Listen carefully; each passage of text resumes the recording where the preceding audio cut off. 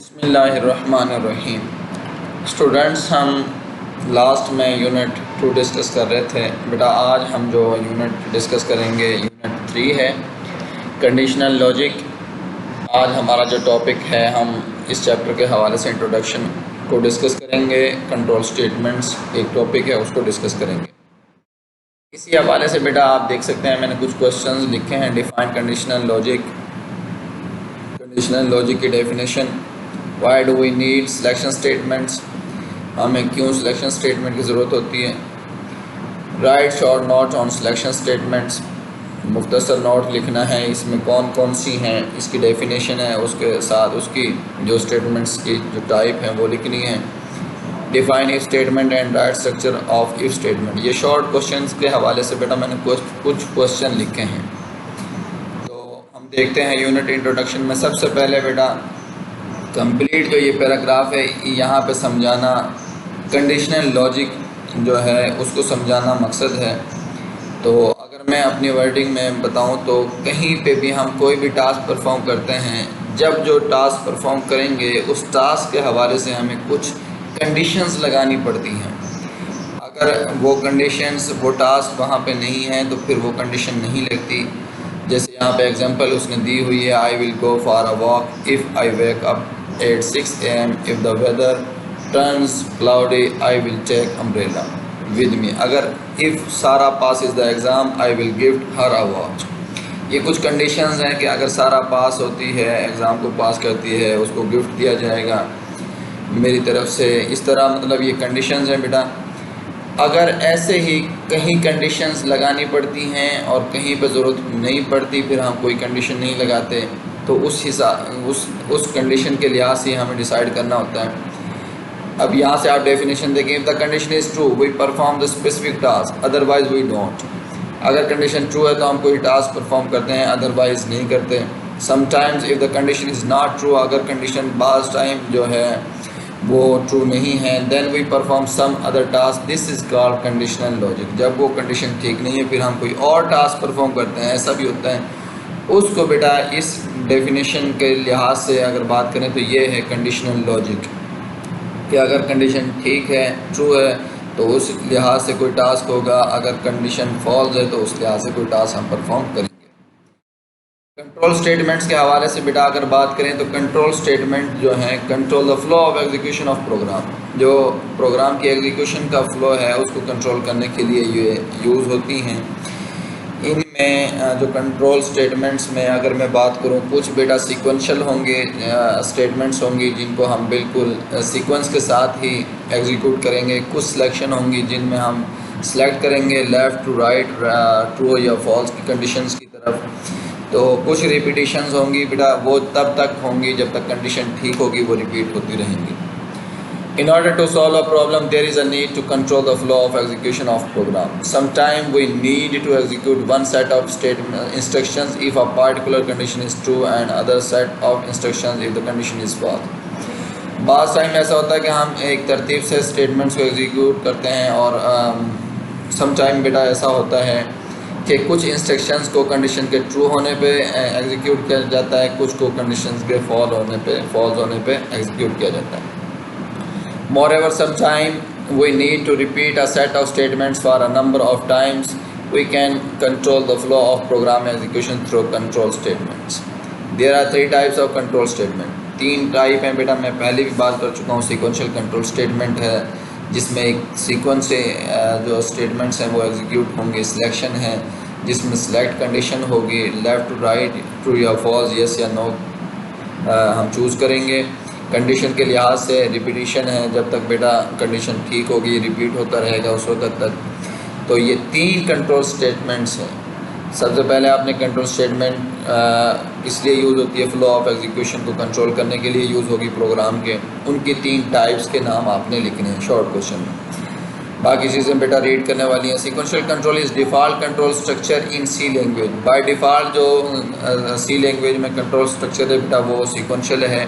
तमाम जो स्टेटमेंट्स हैं वो तरतीब से ही एग्जीक्यूट होंगी by default. According to the sequential control all the statements are executed in the given sequence. एक ही ख़ास तरतीब से वो जिसमें दी हुई हैं उसी तरतीब से सीक्वेंस से वो स्टेटमेंट्स एग्जीक्यूट होंगी। Till now we have just worked according to sequential control. In this chapter our focus is on the selection control statements. आज हम इस चैप्टर में बेटा हम सिलेक्शन स्टेटमेंट्स पढ़ेंगे। सिलेक्शन स्टेटमेंट के हवाले से मैं बेटा बात करूं तो दो हैं, इफ़ स्टेटमेंट है, इफ़ एल्स है। इफ़ में if condition is true then कोई भी टास्क है उसको परफॉर्म किया जाता है, अगर कंडीशन फॉल्स हो जाती है तो फिर एंड हो जाता है प्रोग्राम का बेटा।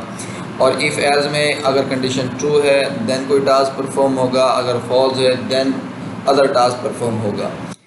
बहुत जो कंडीशंस हैं ट्रू या फॉल्स की सूरत में इफ़ एल्स में टास्क दिया गया होता है बेटा। तो statements which help us to decide which statement should be executed next on the basis of conditions are called selection statement. The two types of selection statements are if statement है बेटा, if else statement है। अब हम जो discuss करेंगे बेटा वो if statement है। C language provide if statement in which we specify a condition and associate a code to it.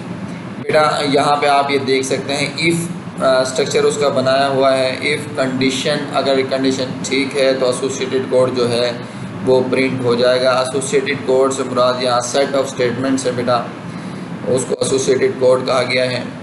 तो वो कहता है कि अगर कंडीशन ट्रू है तो वो सेट ऑफ स्टेटमेंट्स जो है एग्जीक्यूट होंगे, अदरवाइज एंड हो जाएगा प्रोग्राम का। The code gets executed if the specified condition turns out to be true, otherwise the code does not get executed. अगर कंडीशन ठीक है बेटा वो एग्जीक्यूट हो जाएगा, अगर कंडीशन ठीक नहीं है तो एग्जीक्यूट नहीं होगा। ये स्ट्रक्चर है, ये डेफिनेशन करेंगे, फिर उसके साथ उसका स्ट्रक्चर शॉर्ट क्वेश्चन में आप याद करेंगे। If condition associated code. Here is a brief description of different components involved in the general structure of if statement. इसमें कुछ जो जनरल स्ट्रक्चर है बेटा, इसमें कुछ चीज़ें यूज़ हुई हैं, इफ़ है, कंडीशन है और एसोसिएटेड कोड है। तो इस हवाले से हम डिस्कस करेंगे, ये तीन चीज़ें डिफरेंट हैं।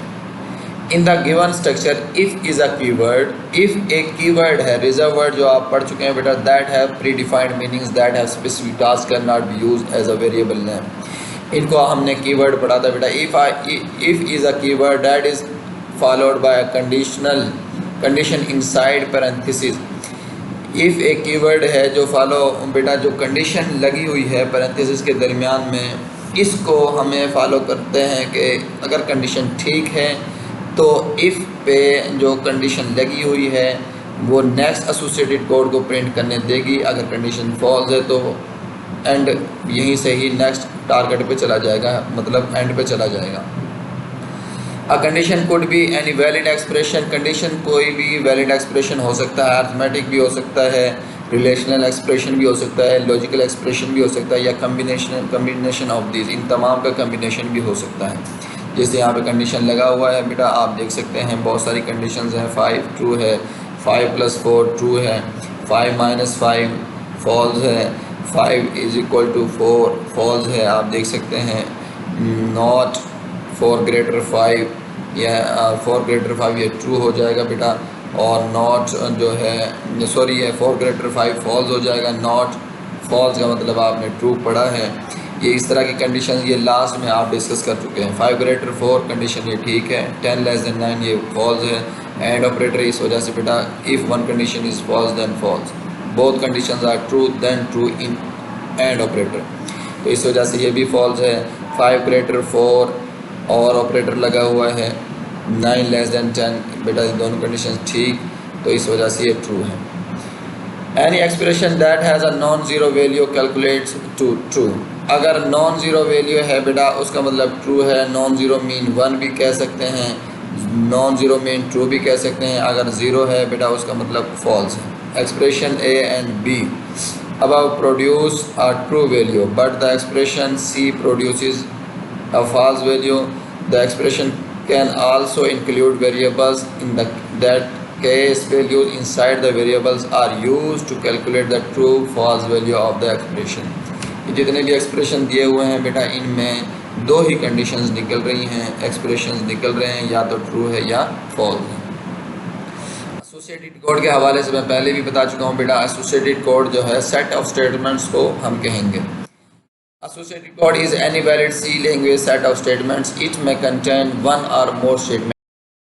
एसोसिएटेड कोड बेटा is any valid C language set of statements है इफ़ इट में contain one or more statements. इसमें एक या एक से ज़्यादा स्टेटमेंट्स हो सकती हैं, लेकिन बेटा उस लिहाज से मैं आपको पहले बता दूं कि इफ़ कंडीशन अगर लगी हुई है और एक से ज़्यादा स्टेटमेंट्स हैं तो बेटा हम उनको करली ब्रैकेट्स में लिखेंगे।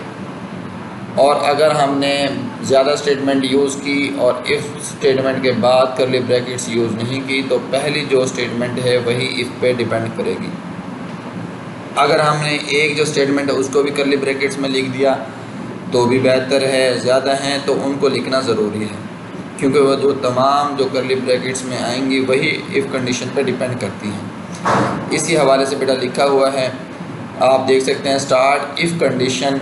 अगर कंडीशन ट्रू है एसोसिएटेड कोड दिया हुआ है। एसोसिएटेड कोड में सेट ऑफ स्टेटमेंट्स, एक स्टेटमेंट भी हो सकती है या ज़्यादा स्टेटमेंट भी हो सकती हैं।